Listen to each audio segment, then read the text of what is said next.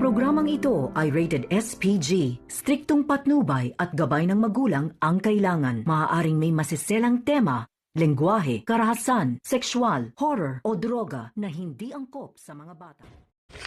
Magandang araw mga kapamilya, narito naman tayo sa ating paboritong palabas sa aking munting channel, FPG's Batang Quiapo.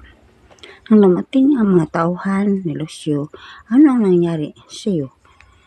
Nabarilan kami ng tauhan sa mga Montenegro.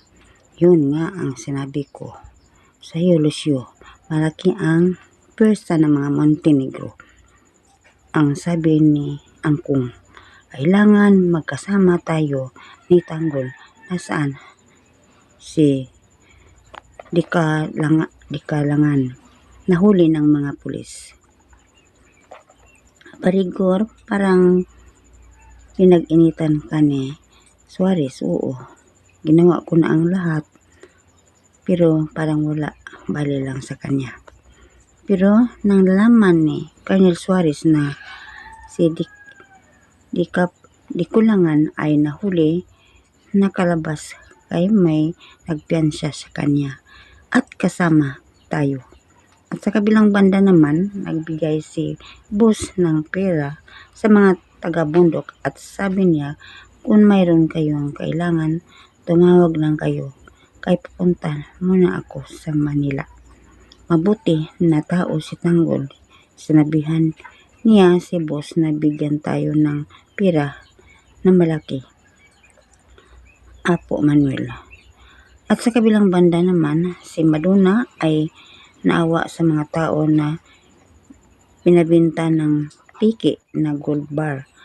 Nagplano siya na sabihin niya ang kanilang boss na kawawa ang mga tao sa bundok, pinabinta ng piki. Pero kailangan magbinta sila ng totoo na gold bar. Sa kabilang banda naman, nang nalaman ni Santino na si nanay ay may tao na sumaksak sa kanya. Lola, sino ang sumaksak kay nanay? Hindi namin nalaman kung sino ang nagawa. Ipaghiganti ko ito, Lola. Apo, huwag ka maghiganti. Pabayaan mo ang mga pulis ang humanap sa tao na sumaksak kay nanay mo. Pero kung nalaman ito ni Kuya Tanggol, humanda sila, papaslangin sila. May tanong ako sa iyo, Apo. May problema ba si nanay mo? Hindi ko alam, Lola, pero palagi siya wala sa sarili niya. Parang may iniisip siya. Siguro dahil sa kay Ate Camille. Nang nagkising na si Marites, anak, kumusta? Tes. Maayos na ako, Tinding. Salamat sa pagtulong sa akin. Pauwi ka na. Nandito na si Santino na magbantay sa akin. Oo, hinanap na ako ni Senyora Bettina. At si Don Pakundo, pauwi na ako, Tinding. Oo, sasama ako, Senyor.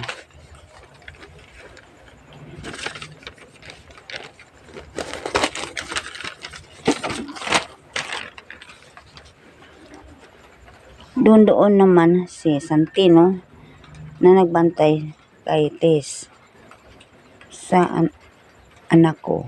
At sinabihan ni Senyor Pakundo ang mga gwardya niya, kapag magtanong si Senyora Bettina ninyo, huwag kayong sabi ng totoo kung saan ako.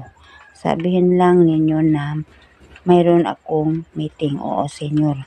Pero si Senyor Pakundo, siya ang magbabayad sa bill ni Marites, sabi niya kay Tinding. At nang dumating ang nurse, ito ang resita na kailangan na mabili ito. Oo, ma'am, ang sabi ni Santino. Ang sabi ni Marites, pwede ba, ma'am, mamaya na lang dumating ang asawa ko, si Rigor.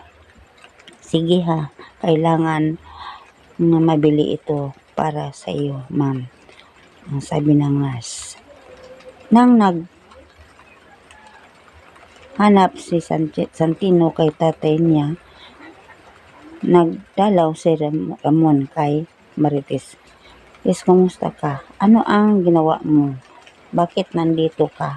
Kailangan umalis ka, Ramon. Baka pupunta dito si Rigor, ang asawa ko. Baka maabutan ka. At hanggang dito lang mga kapatid. At abangan naman natin bukas kung ano ang palabas. At huwag niyo akong kalimutan sa pag-share, like, subscribe. Maraming salamat.